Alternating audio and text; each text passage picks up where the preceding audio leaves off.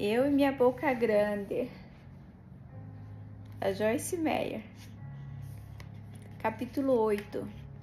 Sua língua está salva?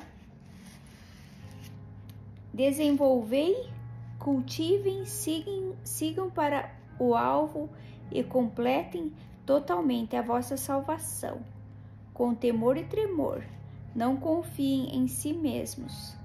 Tenham extremo cuidado, sensibilidade de consciência, vigilância contra a tentação, temor de qualquer coisa que possa ofender a Deus e desacreditar o nome de Cristo. Filipenses 2:12. Eu me lembro quando Deus falou ao meu coração: Joyce, está na hora de salvar a sua língua. Isso pode soar estranho, mas é verdade. É possível ser salvo e não parecer.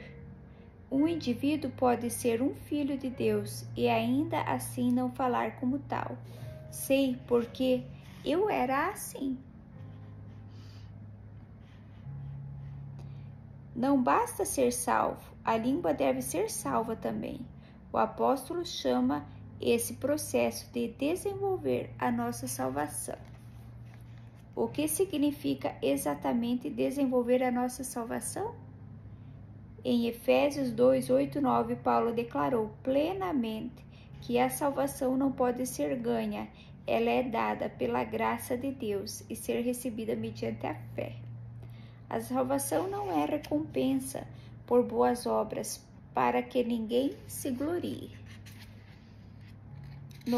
No novo nascimento, Deus, por sua graça, misericórdia, amor e bondade, envia seu Filho Jesus Cristo para viver em nós, nos confere seu Espírito Santo e cria em nós um novo coração.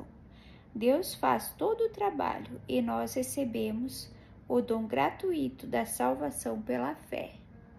Trabalhar a salvação que recebemos gratuitamente é uma outra etapa da nossa caminhada com Ele. Deus deposita a semente e nós cooperamos com a obra do Espírito Santo para que a semente cresça como uma planta que se apodera de todas as áreas da nossa vida, cultivando a semente. Ora, as promessas foram feitas a Abraão e ao seu descendente. Não diz, e aos descendentes, como se falando de muitos, porém como de um só, e ao teu descendente, que é Cristo. Gálatas 3:16. A Bíblia se refere a Jesus Cristo como a semente. Gosto disso porque significa que se tiver uma semente, vou ter uma colheita. Jesus é a semente de tudo do que é bom que Deus deseja para nós. A semente é plantada por Deus, mas deve ser cultivada, nutrida, aguada e cuidada. O solo no qual ela é plantada deve ser arado e sem ervas daninhas.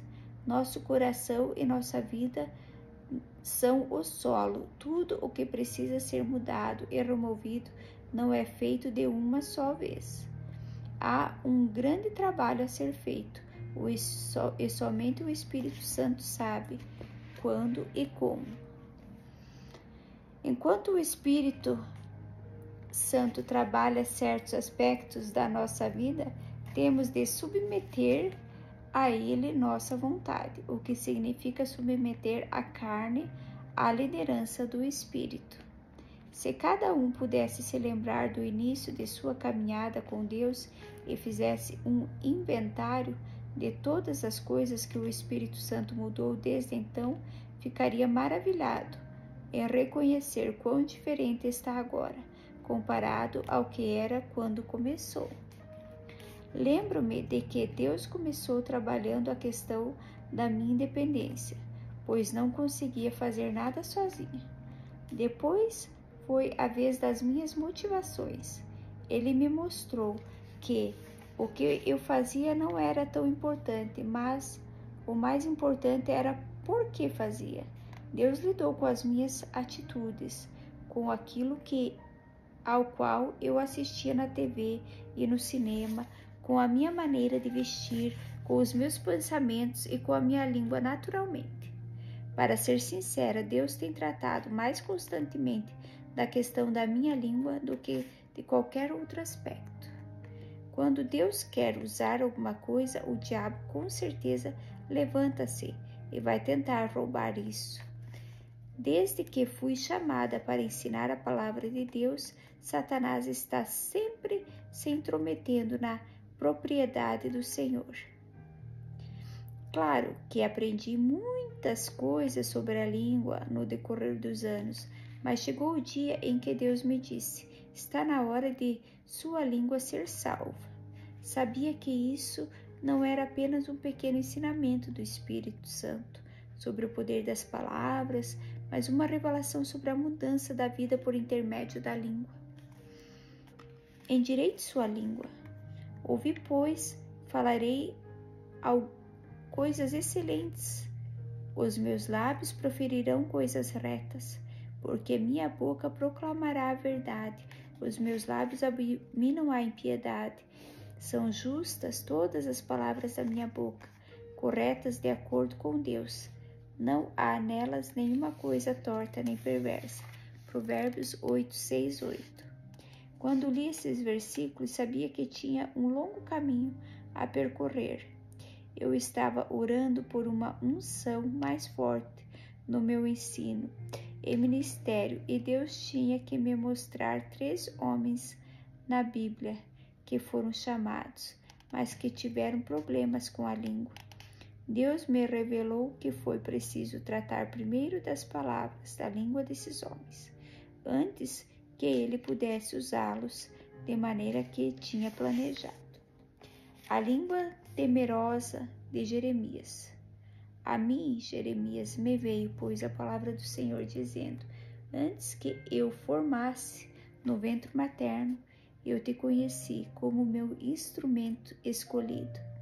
E antes que saísse da madre, te consagrei e te constituí profeta às nações. Então lhe disse eu: ah, Senhor Deus, eis que não sei falar, porque não passo de uma criança. Mas o Senhor me disse: não digas, não passo de uma criança, porque a todos a quem eu te enviar irás, e tudo quanto eu te mandar falarás. Não temas diante deles, porque eu sou contigo, para te livrar, diz o Senhor. Depois estendeu o Senhor a mão, tocou-me na boca, e o Senhor me disse: eis que ponho na tua boca as minhas palavras. Olha que hoje te constituo sobre as nações e sobre os reinos, para arrancares e derribares, para destruíres e arruinares, e também para edificares e para plantares. Jeremias 1, 4, 10. Deus chamou Jeremias como um profeta às nações, e imediatamente Jeremias começou a falar as coisas que Deus não tinha dito. Deus tinha de endireitar a língua de Jeremias antes que pudesse usá-lo. Não será diferente conosco. Primeiro devemos entender que, quando Deus nos chama para fazer alguma coisa, não devemos dizer o que não podemos fazer. Se Deus diz que podemos, então podemos. Frequentemente falamos de nossas inseguranças ou verbalizamos o que os outros disseram sobre nós ou o que o diabo nos disse. Precisamos dizer sobre nós mesmos o que Deus diz sobre nós. Jesus disse: não falo minhas próprias palavras, mas as palavras daquele que me enviou. Eu digo somente o que tenho ouvido de meu Pai. João 8, 28, 12, 50, paráfrase da autora. Deus nos chama para ir mais alto. Ele nos desafia a não mais falar nossas próprias palavras. Ele quer que falemos não o que vem da alma, mas o que vem do Espírito. Deus está preparando seu povo para ser usado por Ele na colheita no final dos tempos. Ninguém é usado sem preparação. Isso significa que Deus deve lidar conosco e que devemos nos submeter a Ele. Deus quer nos lapidar. Ele tem trabalhado em nossa vida há anos, mas agora está na hora de alguns ajustes finais. Você provavelmente ouviu nossas mensagens sobre a língua antes, por isso esta palavra pode ser uma nova revelação para você. Mas a verdade é que, como muitos de nós, você continua tomando certas liberdades que já não lhe são permitidas. Nova etapa, novo demônio.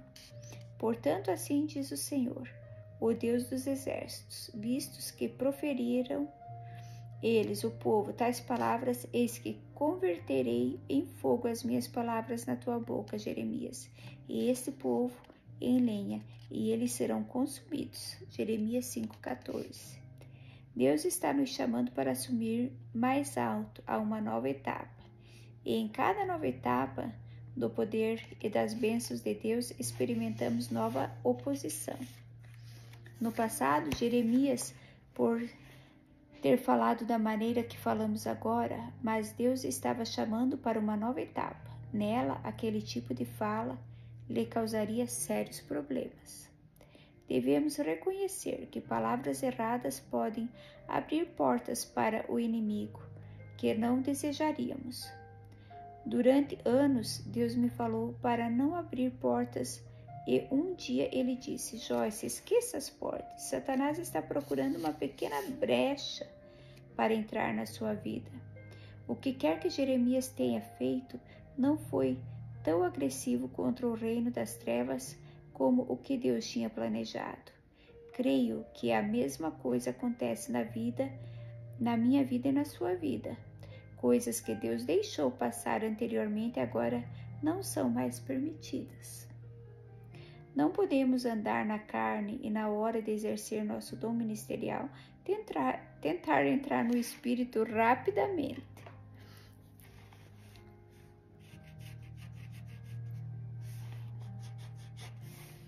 Não haverá nenhum poder, nenhuma unção.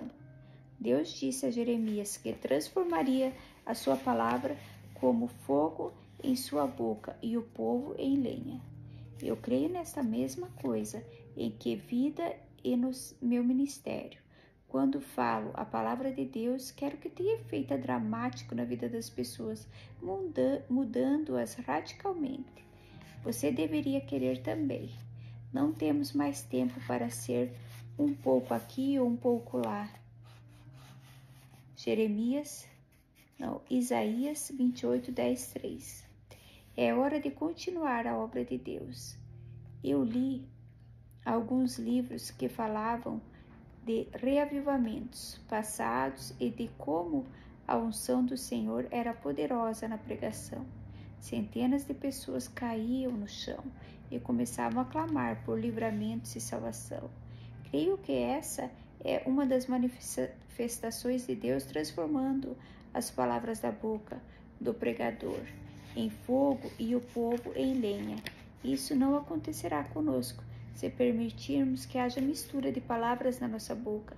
Talvez não experimentemos a perfeição completa nessa área, mas é hora de tratarmos esse compromisso de maneira muito mais séria. Orei por uma unção mais forte, e Deus estava prestes a dá-la, mas primeiro ele disse: Joyce, é hora de sua língua ser salva.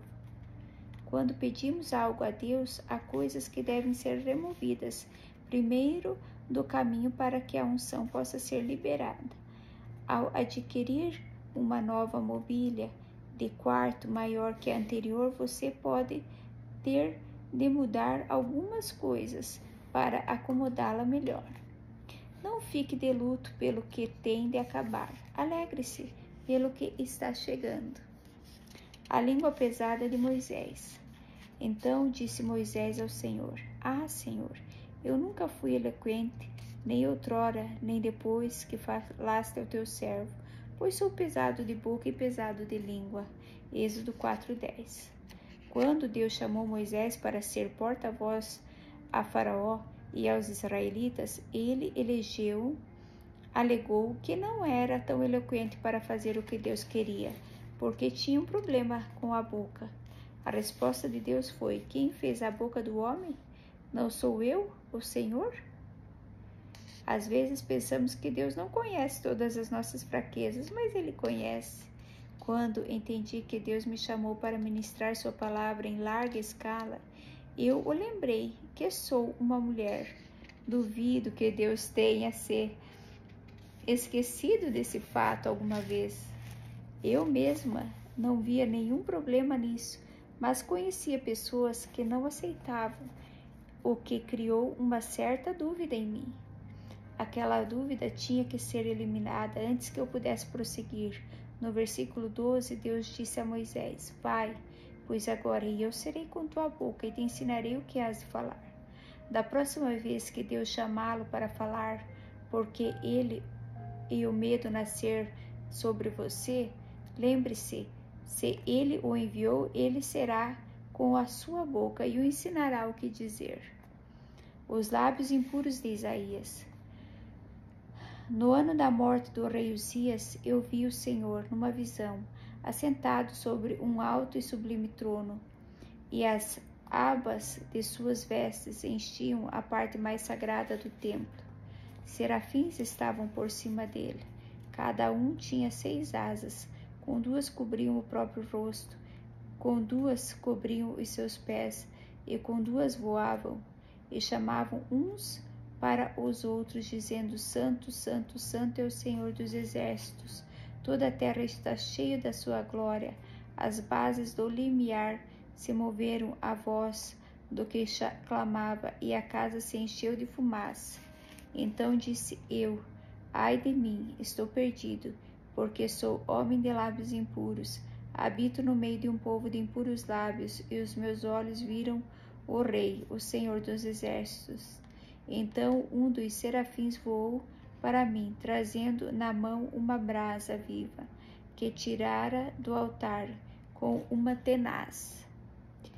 Com a brasa tocou a minha boca e disse: Eis que ela tocou os teus lábios, a tua iniquidade foi tirada, e perdoado o teu pecado. Depois disso ouvi a voz do Senhor que dizia: A quem enviarei? A quem há de vir por nós? Disse eu: Eis-me aqui, envia-me a mim. Então disse ele: Vai e diz a este povo: Ouvi e não entendais, vede, mas não percebais. Isaías 6, 1-9. E chamando de Isaías é um exemplo excelente da necessidade de Deus purificar a língua antes de usar o homem. A passagem bíblica me ensina que quando entramos na presença de Deus, Ele vai lidar conosco. Isaías percebeu que tinha uma língua impura. Creio que o clamor do seu coração era por mudança, por isso Deus lhe enviou ajuda. A aproximação do serafim com uma brasa viva é registrada aqui como um acontecimento instantâneo e que nem sempre vai acontecer conosco. Preferiríamos um livramento milagroso, mas normalmente creio que na maioria das vezes o Senhor tem de nos colocar num processo de limpeza. E o que precisamos extrair desses versículos é o princípio estabelecido neles. O versículo 7 declara que o pecado de Isaías foi perdoado, portanto podemos presumir que sua língua impura era pecadora e precisava ser purificada. No versículo 8 vemos o chamado de Isaías.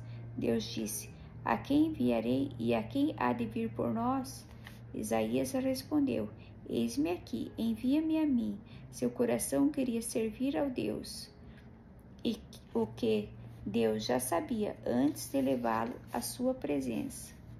Deus sempre busca alguém que tenha um coração perfeito em relação a Ele, não necessariamente alguém que tenha um coração perfeito diante dele. Quando o Senhor tem o coração, Ele sempre pode mudar o comportamento. Essa verdade deveria encorajar quem quer ser usado por Deus, mas sente que tem defeitos demais. Deus usa vasos rachados.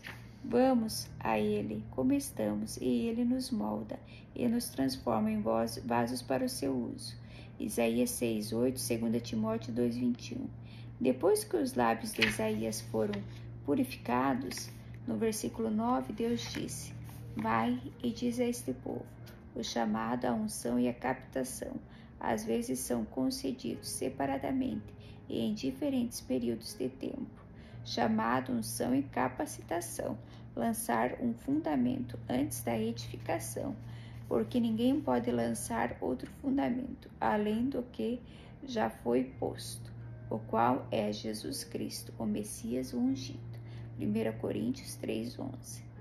Deus me chamou e me ungiu. Essa unção aumentava enquanto eu ganhava experiência na ministração e me submetia à obra do Espírito Santo em minha alma. Ele me capacitou, me liberou para seguir em frente e começar a edificar seu reino. Somente depois de um fundamento adequado foi construído. Se você quer edificar o reino de Deus, deve gastar tempo em lançar o fundamento adequado. Um dos primeiros passos para lançar esse fundamento é endireitar a sua língua. Senhor, salva minha língua, e conhecereis a verdade vos libertará. João 8:32. Jeremias, Moisés e Isaías perceberam que Deus tinha de mudar algumas coisas na língua deles para poder cumprir o chamado divino. O mesmo acontece comigo e com você. Deus curará nossa língua, mas primeiro devemos entender que necessitamos de cura.